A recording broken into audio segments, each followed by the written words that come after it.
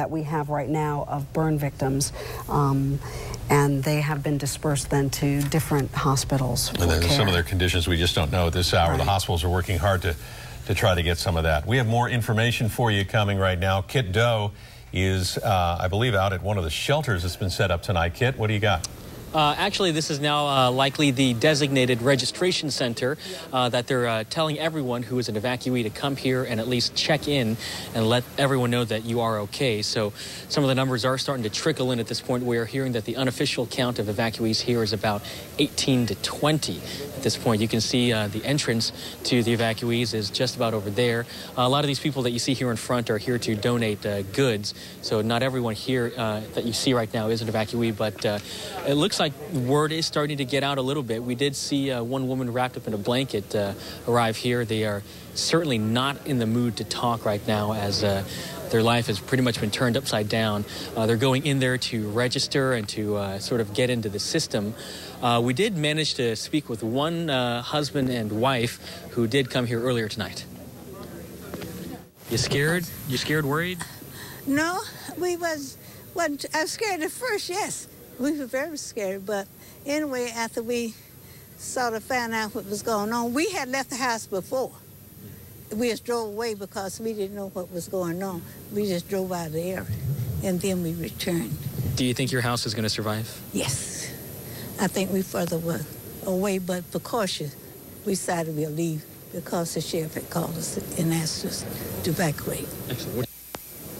And all evening long, we've seen people dropping off blankets, pillows, stuffed animals, pet food, coats, you name it. And in fact, here, if you can come back to a live picture, this is donations from Costco. They've made about 2 or 3 runs tonight, and every time they show up, hordes, armies of people just come and bring bottled water and toilet paper and whatever. This is quite an amazing sight to see out here. As I mentioned before, this is a physical manifestation of the kindness and generosity of San Bruno.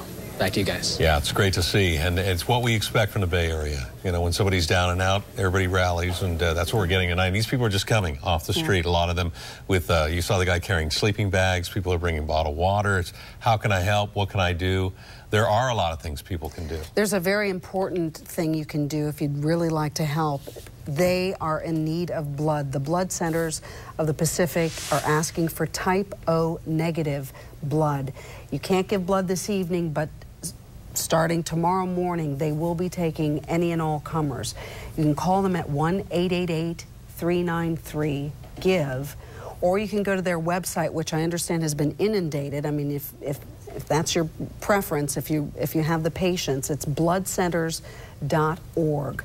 But you don't have to be type O negative. They will take any blood, because the problem is the victims who are going to be needing surgery and constant care will be needing blood for some time. So it's not just a problem that we can solve tomorrow or the next day.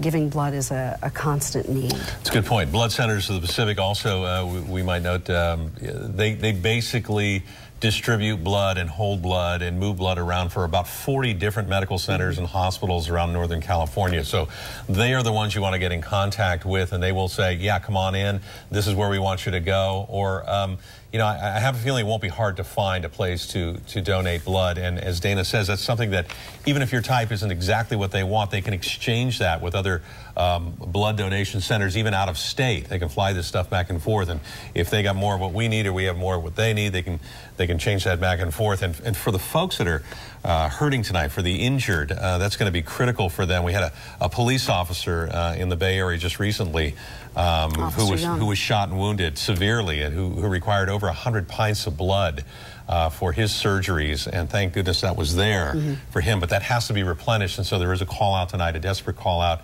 for folks to donate blood. So, all right, we want to continue to set the scene for you as it has gone on this evening since around 6:15. We're going to go back to Len Ramirez now with an update from him. Len? Well, very difficult situation here at the Bay Hill Shopping Center. This is where a lot of people are gathering right now. They've been told to assemble here by the Sheriff's Department early on when the fire was still raging. It has now become a place where people are trying to reconnect with missing family members. We just spoke with a woman named Megan Bullish. She came down from Sonoma County. She has her mother and uncle who are missing at this point. Very touching story. Here's what she had to say earlier. Your family. Yeah, Tell us what happened. my family lives on the corner of Crestmore and Claremont, and their names are Levon Bullis, Greg Bullis, and William Bullis. He's 16. My grandmother's 80, and my uncle's about 50. If anybody has any information, please contact Channel 5. Just a stressful situation, as I'm sure it is for many families. As often happens in disasters this big, there's the individual stories that really come out, and this is one of them. Hopefully somebody has seen the missing people here that she mentioned just a few minutes ago, and will be able to reconnect. But she said that their family members live on one of those corners where it was very hot, close to the fire, and as she fears the worst at this point. She doesn't know. And there's a lot of people like that right now here at this shopping center. They're walking around. They're hoping to find somebody who might have seen their relative, or they're registering. They're putting their name in. Hopefully names will get matched up later and they will be able to find. But got to tell you, in a disaster like this, there's going to be a lot of missing people, and hopefully it turns out well, at least in the case that we've been able to profile. Back to you. Thank you very much, Len. You know, we just talked to Kit at the registration centers. Not that many people are registering right now. The city of San Bruno would like anyone who has experienced a loss of this magnitude to come, if you live in this area, to come to the registration center and sign in so that people can find you, because right now the fire chief says that they have no idea how many people are unaccounted for. So the sooner they can get people registered, the quicker people like the Burris family will be able to reconnect. Exactly. A lot of people were evacuated, so they want people to come down and say, look, I live at this house. There were 3 people. We all got out. Take us off the list. Right, you know? Exactly. And the ones they don't hear about, that's where they're going to start looking, and that'll start tomorrow, presumably. All right, we're going to go to Joe Vasquez, who has some video of the scene. Joe? Dana, we asked photographer Don Ford to get as close as he could to what is happening tonight, as we learned just a little over an hour ago that firefighters were going door to door and beginning to check inside those homes as we noticed that the roads were clear. Don Ford joins us now live. And Don, you had to hike down to the epicenter through a valley, and tell us what you saw down there. Joe, it's an incredible scene. Right now, the crater, I got all the way down to the crater. There's a valley, and then there's a gorge in the valley. There's a crater that's 40 or 50 feet in diameter. It's 15 feet deep, I'm told. It's completely filled with water right now because of all the firefighting activities. The shock wave just rattled up the sides of this valley, shearing off trees, shearing everything, and it was in hundreds and hundreds of yards. It's just flattened. Like it really does look like something out of a bomb. So that's the epicenter, and it actually goes in every direction from that. Every direction. The shock wave, the heat wave just radiated out and just scorched and just destroyed everything in its path for hundreds and hundreds of yards in all directions. Tomorrow morning when the sun comes up, it's going to be a scene that's going to be something out of Dante. It's going to be really amazing. As you were down there, you felt the heat. It is still going, and you heard the gas still leaking.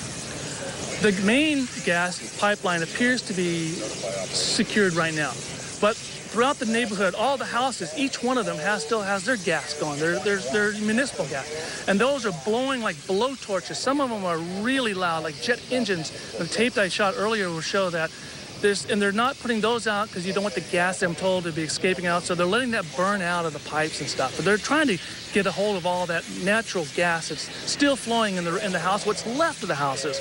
Just foundation after foundation, chimney after chimney, burned out wrecks of cars. I haven't seen scenes like this in Southern California or some of the forest fires up in the Sierras. In an urban setting like this, it's shocking to see this kind of just complete devastation for blocks and blocks. Firefighters are going door to door down there. they are finding bodies, and we have reported 3 bodies so far, and you've actually seen a couple of them. They're not transporting them out at this moment. No, they've been respectfully covered over with fire shelters, and they're keeping a respectful distance from them. But they have identified some spots where some people did die. There were some fatalities, but they're not transporting or moving any of those people out tonight. They'll probably wait till the morning. It's pretty dark right now. It's a chaotic situation. Power lines are all down. There's glass and dirt in the street. Close to the epicenter where this main ruptured, the energy was so intense that the street has been reduced to nothing but a dirt path now. It's still wide, but there's nothing at all left of the asphalt. It just melted off. Melted, burned off, straight down to the dirt. So the sidewalks, a 3-inch thick concrete by sometimes 3 or 4 feet wide, is buckled up and just debris. The heat, the intensity of that was something I haven't seen in a long time, and I've been shooting news for a very long time. You are protected to some degree, but I mean, is it still dangerous down there? Are firefighters wearing any kind of extra protective gear? Well, firefighters come very prepared anyway. So yes, it is still very dangerous down in there. There's still a lot of heat. They're chasing down spot fires. They're letting the gas burn out, but there's wires and just debris everywhere. And just so we can be clear, so you see this huge crater. It's a huge crater. And it obviously it's the homes that are closest to that crater. Is it on one end of a block? Is it in the middle of a block? No, the crater is in the middle of a gorge. There's a valley, and then there's a gorge. And inside that, down in that gorge is where it looks like where the initial pipeline erupted and exploded. And that is where they are. So, but it's such an intense, such a big explosion that was so large. It blew everything out, even though on the sides of this and into the neighborhoods. And the gorge is apart from the neighborhood. The gorge is apart from the neighborhood. There's a street way on the other side. It comes down and dips in there, and now you wouldn't even recognize the street at all. It's completely just a giant, huge crater, something you see in maybe Iraq or Afghanistan right now. There are no residents down there. They've evacuated the area. There's nobody in there except for a huge amount of firefighters, a large amount of equipment, and also law enforcement is in there too. Other than that, there's nobody else in there except a small sprinkling of some photographers and reporters. Don Ford, thanks very much. Yeoman's work down there, risking his life to bring us those pictures, no doubt.